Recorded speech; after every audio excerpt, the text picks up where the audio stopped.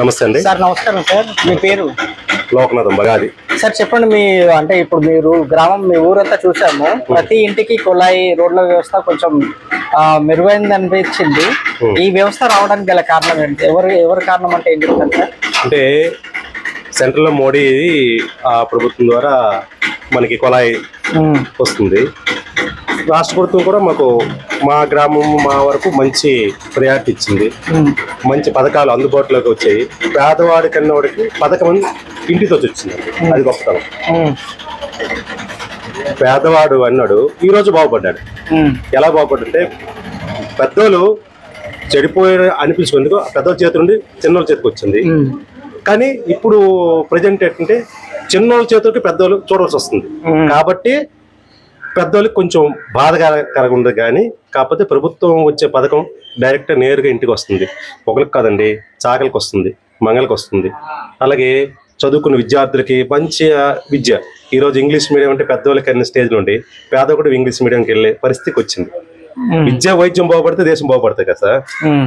అంతే కదండి, విద్యా వైద్యం వచ్చిందా దేశం బాగుపడుతుంది. కాబట్టి ఇలాంటప్పుడు మనం ప్రభుత్వాన్ని విమర్శించే హక్కు లేదు. అలాగే పథకం వచ్చింది 2 సంవత్సరాలు కరోనా పెట్టింది సార్. కరోనాలో మా గ్రామం వరకు చెప్తాం, ఎక్కడికి వచ్చిందో రాలేదు. మా గ్రామంలో కావలసినంత రైస్ 3 కోటాలు సెంట్రల్ గవర్నమెంట్ స్టేట్ గవర్నమెంట్ వచ్చి ఆ రైస్ ఇచ్చి కనీసం తినడానికి తిండి దొరికింది. కరోనాలో నేను కరోనా బాధపడ్డానండి. నేను ఎన్ఆర్ఐ హాస్పిటల్కి వెళ్ళవలసిన పరిస్థితి వచ్చింది. అంత ఘోరంగా వెళ్ళిపోయింది. ఇక్కడ మెడికల్ చాక్ ఎన్ఆర్ఐకి వెళ్ళాను. అప్పుడు కూడా నాకు టైం అయ్యింది. ఆ టైంలో కూడా నాకు పేమెంట్ అనేది గవర్నమెంట్ ఇచ్చింది. ఆపలేదు. మా ఫ్యామిలీకి అంతా పోషించింది. మేము 5 దగ్గర పడుకున్నాం సార్. మా ఫ్యామిలీ మొత్తం కరోనా వచ్చిన తర్వాత ఆ రోజు కూడా చాలా మంచిగా ప్రభుత్వం ఆదుకుంది. అలాగే అండి ఈరోజు ఆ కరోనా టైంలో ప్రతి ఇంటికి కూడాను అంటే బయటికి వెళ్ళకుండా, మా శ్రీకాకుళం జిల్లా అంటే బానిసత్వం కదా, ఎక్కడికి వెళ్ళిపోయి వలసలు నడిచి వచ్చిన చాలా మంది మా గ్రామం నడిచి వచ్చారు సార్. నెల్లూరు నుండి, చెన్నై నుండి, ముంబై నుండి నడిచి వచ్చి చేరుకుందరికి ఇక్కడికి వస్తే హాయి అనిపించింది. ఎందుకు? వాళ్ళకి తినడానికి బత్యం దొరికింది, హాయిగా ఉంది, నీరు ఉంది, మందులు ఉన్నాయి. ప్రతి ఇంటికి కిట్టు 2,000 రూపాయలు, 2,100 రూపాయలు కిట్టు ప్రతి ఇంటికి. నీ కరోనా వచ్చి జలుబు చేస్తే వెంటనే వచ్చి పడిపోయింది కిట్టు. మీరు అంతకంటే మేలు కరోనా టైంలో మేలు జరిగింది. ఆ తర్వాత ప్రభుత్వం టైం మంచి అంటే కొంతమంది జనాలు రోడ్లు పోలేదని విమర్శిస్తున్న కారణం 2 సంవత్సరాలు ప్రభుత్వం చేయడానికి పథకాలు అంటే చేస్తున్నారు. పథకం ఏది ఆగలేదు. కరోనా టైంలో పథకం ఆగలేదు. అది 2 సంవత్సరాలు ప్రభుత్వం నడపడానికి టైం చాలలేదు. 3 సంవత్సరాలు నడిపిన తర్వాత ప్రతి ఒక్కరికి ఇప్పుడు బిల్స్ అన్ని ఏవీ ఆగలేదే. ఇప్పుడు అన్ని బిల్స్ అయిపోయి వర్క్ బిల్స్ అన్ని కూడా కంప్లీట్ అయిపోయింది. మనకి ఇంకేం కావాలి? చరిత్రలో ఎప్పుడు లేనట్టుగా అన్ని పార్టీలు కూటమి చెంది ఒక్క పార్టీ మీద పోటీకి సిద్ధంగా ఉన్నాయి. ఇప్పుడు దీనివల్ల ఏమన్నా నష్టం కలిగే కారణం ఉందంటారా? ఎలక్షన్స్ టైంలో వైఎస్ఆర్సీపీకి ఏం జరగదు సార్. ఒంటరికి వెళ్ళడం కరెక్ట్గా వెళ్ళాడు. ఇప్పుడు కాదు ఒంటరి. అప్పుడు సోనియా గాంధీ ఒంటరి చేసింది. అంటే ఈయన చేసే పని బాగోలేదని సోనియా గాంధీ వెనక్కి చేసింది. ఇప్పుడు బీజేపీ ఒంటరి చేయలేదు. కాకపోతే ఈయన ఎవరిని కూటమి అడగలేదు కాబట్టి, కూటమి అడగకుండా వెళ్ళాడు కాబట్టి నేను నా పరిస్థితి ఈసారి చూసిన తర్వాత నెక్స్ట్ కూటమికి వెళ్తాడు. ఎందుకంటే సెంట్రల్ పరిపాలన కూడా బాగుంది, స్టేట్ పరిపాలన కూడా వెళ్తుంది. అందుకని ఏ రోజు 2-3 సార్లు విమర్శలు చేశారు. జగన్మోహన్ రెడ్డికి అక్కడ విమర్శన చేయలేదే. ప్రభుత్వం నిన్న మొన్న ఒక పేపర్ స్టేట్మెంట్లో చూశాను నేను. జగన్మోహన్ రెడ్డి విమర్శించలేదే. జగన్మోహన్ బేస్ అని చెప్పాడు. సెంట్రల్ మినిస్టర్ గారు ఎవరు నాకు పేరు తెలియదు, కానీ సెంట్రల్ బేస్గా చేస్తుంది రాష్ట్ర ప్రభుత్వాన్ని నిన్న మొన్న 2 రోజుల క్రితం అని చెప్పి అన్నాడు. మరి రేవంత్ రెడ్డి గారు అంటే తెలంగాణ సీఎం గారు ఈ మధ్యలో ఆంధ్రప్రదేశ్కి వచ్చి బీజేపీ అంటేనే బాబు, జగన్, పవన్ వీళ్ళందరూ ఒకటే అన్నట్టుగా కామెంట్స్ చేశారు. కరెక్టే సార్. ఇక్కడికి వస్తే ఏంది? అక్కడికి వచ్చేమో బీజేపీ ప్రభుత్వం వ్యతిరేకిస్తుంది రేవంత్ రెడ్డి. ఇక్కడికి వచ్చేమో ఆ బీజేపీ ప్రభుత్వానికి సపోర్ట్ చేస్తుంది కాంగ్రెస్ ప్రభుత్వం వచ్చి. అంతే కదా, సీక్రెట్ సపోర్ట్ చేసినట్టే కదా సార్. వీరు ఇప్పుడు మన చంద్రబాబు నాయుడు ఏమో ఒకసారి బీజేపీ అన్నాడు, పవన్ కళ్యాణ్ బీజేపీ అన్నాడు. ఇక్కడికేమో రేవంత్ రెడ్డి అంటే మన సిరిమలమ్మ బీజేపీ అంటే వాళ్ళకి సపోర్ట్ చేస్తుంది. అంటే వీళ్ళు వాళ్ళు చెప్పిన పొత్తు కంటే ఇక్కడే పొత్తు కనిపిస్తుంది. మనం చెప్పండి మీకు 30 సీట్లు పోయినాయి సార్. ఇప్పుడు ప్రజెంట్ మీరు ఒక్క మాట్లాడుకుంటే 30 సీట్లు అనేవి ఖాళీ అయిపోయి. ఎందుకు? గతసారి 10 సీట్లు 15 సీట్లు ఖాళీ అయిపోయాయి కాబట్టి 30 సీట్లు కన్ఫర్మ్ ఎవరికి? వైఎస్ఆర్కి వెళ్ళిపోయి. 30 సీట్లు కన్ఫర్మ్ వైఎస్ఆర్కి వెళ్ళిపోయి. మిగతా సీట్ల కోసం దెబ్బలాట. 30 సీట్లు కన్ఫర్మ్ అండి వైఎస్ఆర్కి. ఇంకా మిగతా ఎన్ని ఉన్నాయి? 30 145 ఉన్నాయి. 145కే ఫైటింగ్. 30 సీట్లు ఫైటింగ్ వెళ్ళిపోయింది క్లియర్. 30 సీట్లు అటు ఆల్రెడీ వైఎస్ఆర్కి ఖాళీ అయిపోయింది. ఎందుకు?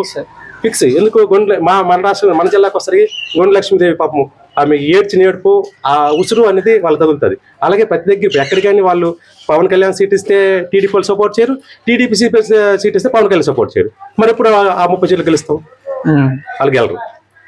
అంటే ఎవరికో అందని బాటలు. ఇప్పుడు ఆటో ఉండండి, వాడికి ఇంటికి 10,000 వచ్చిందండి. మాకున్నది నా కొడుకు ఇవాళ ఇంజనీరింగ్ చదివించుకున్నాను సార్, కంప్లీట్ అయింది. ప్రతి ఇయర్ కూడా పండు పడిపోతుంది సార్. మా మదర్కి పెన్షన్ వస్తుంది సార్ 3,000 రూపాయలు. నాకు విద్యాదేవన్ మా బాబు పేరు వస్తుంది, మా మిస్సెస్కి వస్తుంది. మా మిస్సెస్ వందన నా రికార్డుగా చూసుకోండి సార్. హౌసింగ్ అని మా ఊర్లో పెట్టడమే తప్పు. ఇవాళ పెట్టేమంటే రేపు హౌసింగ్ ఏ గారు శ్రీ గారు వస్తారు, బిల్లు అయిపోతుంది పెట్టింది అన్నారు. పునాది పడితే డబ్బులు పడిపోయి 40,000. ఏ రోజు కూడా 40 పడ్డదే. గత ప్రభుత్వంలో మేము కష్టపడితే 27 పడతానికి 33 సార్లు 4 లంచాలు ఇస్తే గానీ పడలేదు. ఇవాళ లంచం లేకుండా 200 పెన్షన్ వచ్చాడు. రాజశేఖర రెడ్డి ఉన్నప్పుడు కూడా పెన్షన్ వస్తే 200 రూపాయలకి 10 రూపాయలు 5 రూపాయలు సీక్రెట్ వెళ్ళి సార్. ఇప్పుడు లంచ వ్యవస్థ అనేది పూర్తిగా నిర్మూలమైంది సార్. భయపడతారు ముందులా. నిన్న లేదు మొన్న ఏసీపీ దాంట్లో ఈ నేషన్ సెక్రటరీలో పోయాడు కదా, ఇది ఊరు సోంపేట ఏరియాలో చూశాను నేను. పేపర్లు కూడా వచ్చింది. అంటే లంచానికి తోవ లేకుండా చేయడానికి బాధపడ్డాడు. 3,004 తీసుకున్నాడు, లంచం తీసుకుని దొరికాడు కదా. అది కూడా మనం చూసాం కదా, ఏసీ చిక్కాడు కదా. కారణం ఇదే కదండి, లంచం లేకుండా ఉండాలని కదా ప్రభుత్వం. వాళ్ళకి అందరూ చెప్పండి. 60 సంవత్సరం దాటితే ఎక్కడ ఎవరికి అడగక్కలేదు సార్. మీరు 60 సంవత్సరం దాటిందా పెట్టాను అప్లికేషన్, ఎవరు వాలంటీర్ ద్వారా సంతం పెట్టిస్తుంది తర్వాత వెళ్ళిపోతుంది. అదే గతసారి ఒక 5 సభ్యులు మన పంచాయతీలకు ఉండిపోయి వాళ్ళు చెప్పితేనే ఆ పథకం వచ్చేది, ఆ పెన్షన్ వచ్చేది. ఇప్పుడు అక్కర్లే, సర్పంచ్ అక్కర్లేదు, విఆర్ఓ అక్కర్లేదు. టైం అయిందా పెట్టకపోతే మీకు ఇంకొక ఉదాహరణ చెప్పాలి సార్, నమ్ముతారా? నగ్గన సచ్చి చెప్తాను. మాకు సన్యాసి పట్టిన పక్కతో ఉందండి, 8 కిలోమీటర్న్నర. అదగల సుశాలమ్మ ఆమె పేరు.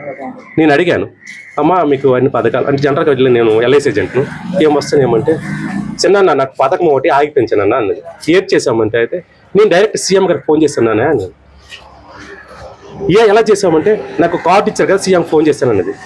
చేసిన తర్వాత విద్యాదేవన్ నాకు అందలేదంటే నాకు వెంటనే ఫోన్ చేస్తాను. 3వ కలెక్టర్ నాకు ఫోన్ చేశాను నాన్న 2వ రోజు చేసి నాకు ఆ పథకం మా బాబుకి విద్యాదేవన్ వచ్చింది నన్ను. ఇంకా అంతకంటే ఉదాహరణ ఇంకేం చెప్పాలండి, చెప్పండి. అవునా కాదు చెప్పండి. ప్రభుత్వ అధికారులే కాదు సీఎం కూడా ఒక్క అంటే ఇప్పుడు ఇక్కడ జరిగింది సార్. సీఎం టు అంటే మోడీ, అక్కడ పిఎం ఫోను, ఇక్కడ సీఎం జగన్ ఫోను. సామాన్యుడికి, నీకు నాకు కాదు, కలెక్టర్ ఫోన్ కాదు, సామాన్యుడు ఫోన్ చేస్తే సీఎం ఎత్తాడు.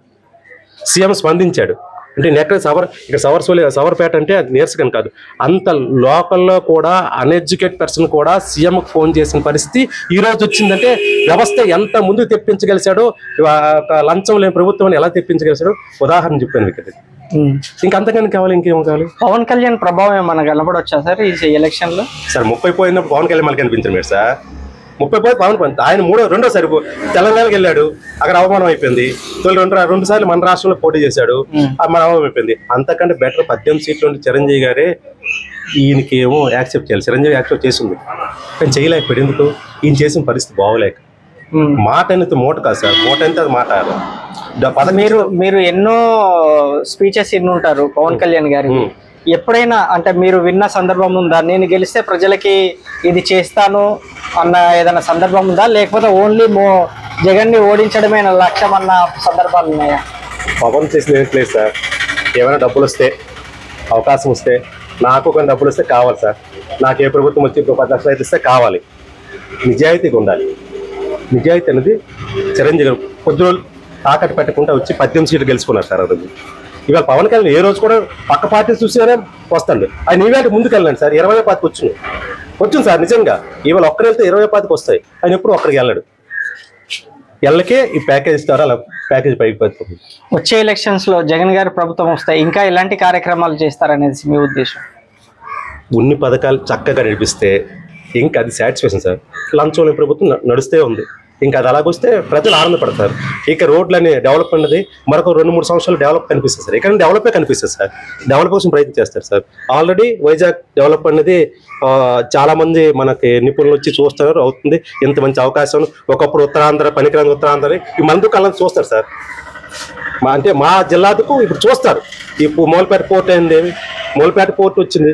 పోర్ట్ వచ్చే మా వాసులకి, మా ఏరియా వాళ్ళకి చాలా డెవలప్ అవుతుంది. మాకు ఇక్కడికి ఇంకో మాట చెప్తాను, మాకు దొరగారు ఉన్న వరకు మా పంచాయతీ 14 ఊళ్ళు సార్. ఈరోజు మా సర్పంచ్ ప్రెసిడెంట్ సార్. ఇక్కడ 14 ఊళ్ళకి 65 సంవత్సరాలు సర్పంచ్ సార్. ఒక ఆయన మీరు సర్పంచ్, ఆయన మంచి చేస్తే సర్పంచ్ అయ్యారా, మంచి చేయకపోతే సర్పంచ్ అయ్యారా. అయితే ఒకటి వాళ్ళు అలా చెప్పి కొంచెం వాళ్ళ ఆస్తిని డబ్బుని కరగేసుకున్నారు, కానీ మా లాంటి వాళ్ళు ఎవరికి ఆశించలేదు. కాబట్టి అవి ఈవేళ కూడా సర్పంచ్గా ఉండగలిసారు. Thank you sir, thank you so much. మంచి Please subscribe Dot News.